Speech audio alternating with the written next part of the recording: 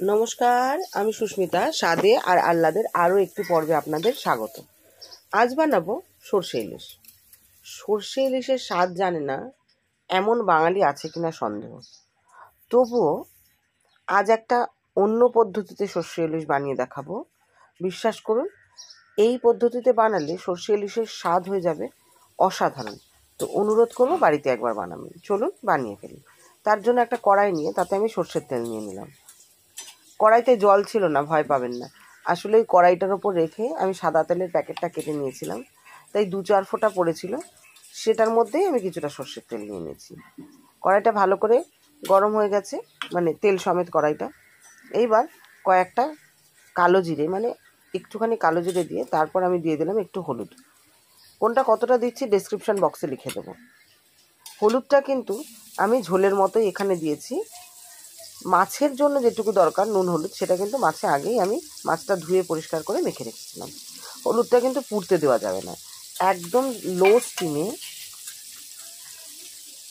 আপনার হলুদটা তেলে দিয়ে মিশিয়ে দেওয়ার পরেই আমি মাছগুলো ছেড়ে দিয়েছি। এইবার একদম লো স্টিমে রেখে মিনিট খানিক আমি অপেক্ষা করব মাছগুলোর একটা পিঠ একটু ভাজা হওয়ার মতো। আমি এরপরে এর মধ্যে দিয়ে দেবো মশলা বাটাটা। মশলা হিসেবে আমি যেটা নিয়েছিলাম সেটা হচ্ছে সাদা সর্ষে, কালো সর্ষে, কাঁচা লঙ্কা। কাঁচা লঙ্কার মধ্যে আমি যে লঙ্কাগুলো একটু পাকা সেগুলো নিয়েছিলাম রং হওয়ার জন্য। আর নিয়েছি একটু নুন, যাতে সর্ষেটা বাটলে সেটা তেতো না হয়ে যায়। এইবার মিনিট খানেক আমি মশলাটাকে মাছের সাথে ভাজতে দেবো, মানে ভাজার জন্য রাখবো।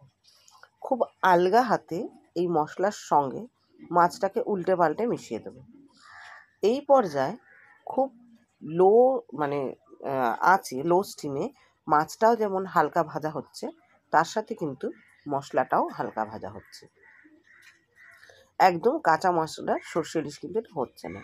দেখুন এইভাবে, দেখেছেন তো? যেই মাছের পিসটা উল্টে দিলাম, বুঝতে পারছেন তো একটা পিঠ সামান্য ভাজা হয়েছে রং দেখে। এইবার নাড়াচাড়া করে এর মধ্যে আমি মশলার বাটিটা ধুয়ে জল দিয়ে দেবো।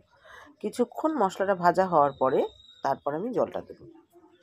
এই জলটা দিয়ে এবার আমি মাছটা ফুটতে দেব ঢাকা দিয়ে।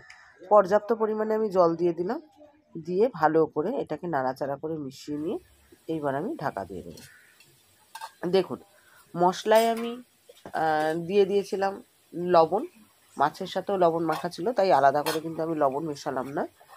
মিনিট 7 ফোটার পরে আমি এটা খুলে নেব, নিয়ে একবার চেক করে নেব যে নুনটা ঠিক আছে কিনা। না ঠিক থাকলে আরেকটু দেব।